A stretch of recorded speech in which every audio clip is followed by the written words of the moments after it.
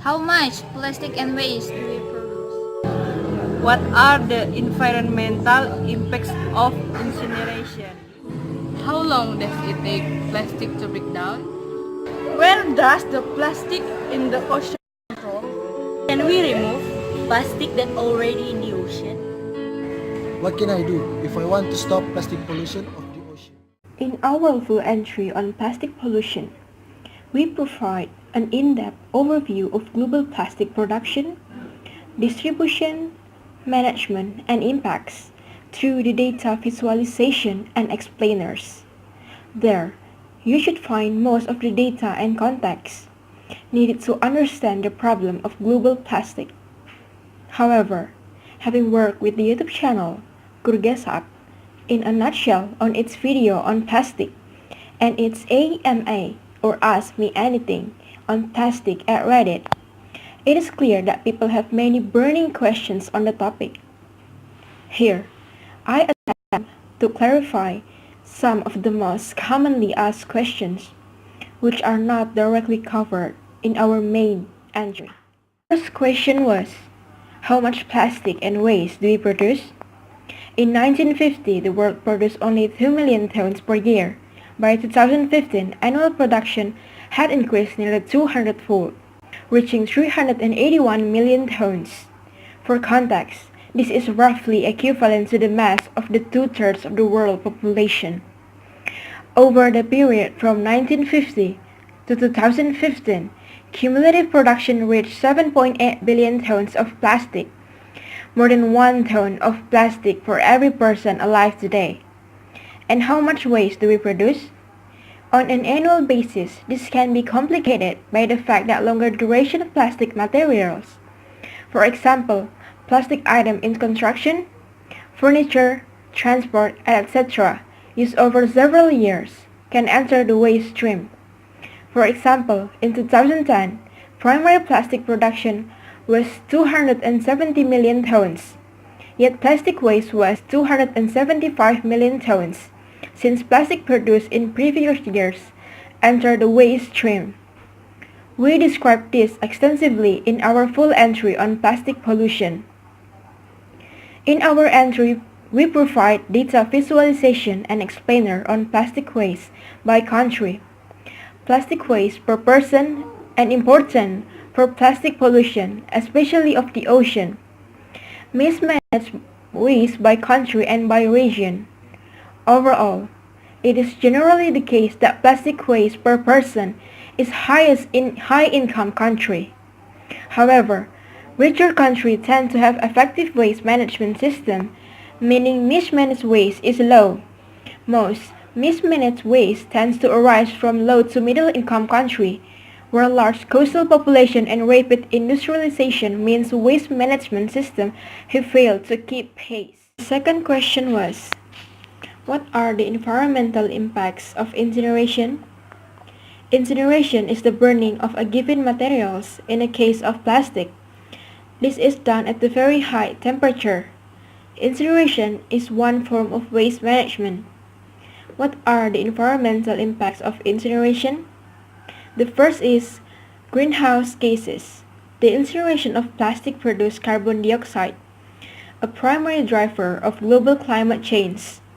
However, the incineration process can be integrated as a waste to energy, or known as WTE solution. WTE solution is a form of energy recovery. In this case, energy from the plastic can be stored and utilized for energy. On a net balance, does incineration therefore have a net positive or negative impact on greenhouse gas emission? Well, it depends. The relative gains from energy recovery vary depending on the efficiency of the incineration process in addition to the mix of energy source it's replacing. In countries where the mixed energy is dominated by the fossil fuels, incineration energy recovery reduces emissions. However, across many countries, most across Europe, where incineration efficiency is low and the energy mix is lower carbon, this does provide a net source of greenhouse gas emission. Second is air pollution. A common concern of incineration is that it releases toxic emission to the surrounding environment. The burning of plastic can produce several toxic gases. Incomplete combustion of polyethylene, polypropylene, and polystyrene can release carbon monoxide and noxious emission, while polyphenol chloride can produce a dioxin. Such gases can be toxic and dangerous to both human and ecosystem health. Open and uncontrolled burning of plastic should therefore be strongly avoided. However, such incinerator technologies and standards are not implemented everywhere. In countries where environmental regulation is less strict, unsafe, or open burning of municipal waste remains common. This is typically occurs in low to middle income countries. Studies in Kenya, India, and Thailand, for example, report notable pollution from a burning of waste, including the generation of dioxin. For incineration to become a universally safe solution, standards and uptake to appropriate technologies and approaches must be adopted globally. The third question was, how long does it take plastic to break down? Many plastics are defined as non-degradable, meaning they fail to decompose and are instead broken down into smaller and smaller particles. Materials can slowly break down through photodegradation from the UV radiation. Fishing line, for example, take an estimate 600 years to break down. Plastic bottles take an estimate 450 years to break down. The fourth question was, where does the plastic in the ocean come from? It is estimated that around 3% of global annual plastic waste enter the ocean each year. In 2010, this was approximately 8 million tons. To understand where plastic entering the ocean is coming from, we are primarily concerned with management waste in a coastal population. Mismanaged waste is plastic which are disposed of in open landfills or dump, literal or otherwise discarded by means which can spill out to the surrounding environment.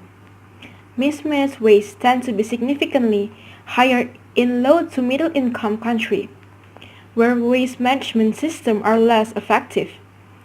Aggregated by region, we see that in 2010, 60% of mismanaged plastic waste was from East Asia and the Pacific, 11% from South Asia, 9% from Sub-Saharan Africa, and 8% from Middle East and North Africa, 7% from Latin America, 3 to 4% from Europe, and 1% from North America. Our inputs are a significant source of plastic inputs to the ocean. Here we also see strong regional dominance, the top 20 polluting rivers accounting for more than two-thirds or around 67% of the top global annual river input. Geographically, we see that the majority of the top 20 rivers are located in Asia. 80% of river inputs were from Asia, 8% from Africa, 5% from South America, and combined Europe, North America, and Australia Pacific were just over 1. The fifth question was, can we remove plastic that already in the ocean? Plastic removal is a large case is always going to be a major challenge. This becomes an even greater challenge over time, since plastic in the ocean tends to break down into a smaller particle. Of course, the easiest way to mitigate this problem is to stop plastic in the ocean in the first place. But still, we already have a large quantity of plastic in the ocean, and this will continue. Very small particles, microplastic for example, are difficult to remove. Technologies being proposed currently for plastic removal therefore tend to focus on a larger plastic. The fact that plastic tend to accumulate in jars at the center of the ocean makes this easier. The removal solution which has received the most attention from inventors and researchers is the ocean cleanup. They are focusing on one major jar of plastic, the Great Pacific Garbage Patch. Their technology in simple terms deploys buoyant tubes several kilometers in length. The project claims it can capture plastic ranging in size from 10 of meters down to 1 centimeter.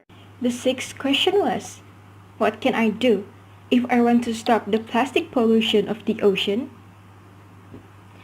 There are multiple levels at which we can answer this question. There are things we can do as individuals, innovators, corporations, and in policymaking and financing. As individuals, the first is cut out the non-essential plastic where possible. But if there are areas where you can reduce plastic usage, which knock on negative impacts, this is a good place to start.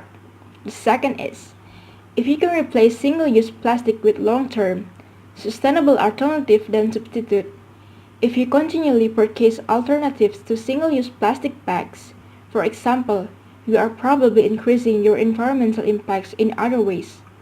The third, in most cases, recycling plastic is better than incineration or landfill. Therefore, recycle whenever possible.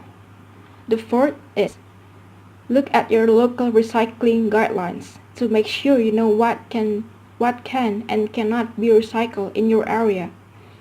Avoid putting plastic in recycling, which cannot be handled properly. As government and policymakers, global cooperation to upscale waste management is therefore crucial. Such solutions are not new or innovative. They have already been implemented successfully across many countries. Note that this is not a case of finger-pointing or blame. Rich countries who have benefited from the rapid industrialization, rate at which waste management could not keep up, of others. This is a system we have collective responsibility for. Middle and low-income countries where plastic are poorly managed have a role and responsibility. But if high-income countries are truly serious about addressing the ocean plastic issue, the most impactful way to contribute is to invest in the improvement of waste management infrastructure practice across the world. Without such investment and cooperation, we will not be able to reduce the quantity of plastic entering the ocean. We are still currently on a trend of rapidly increasing plastic waste.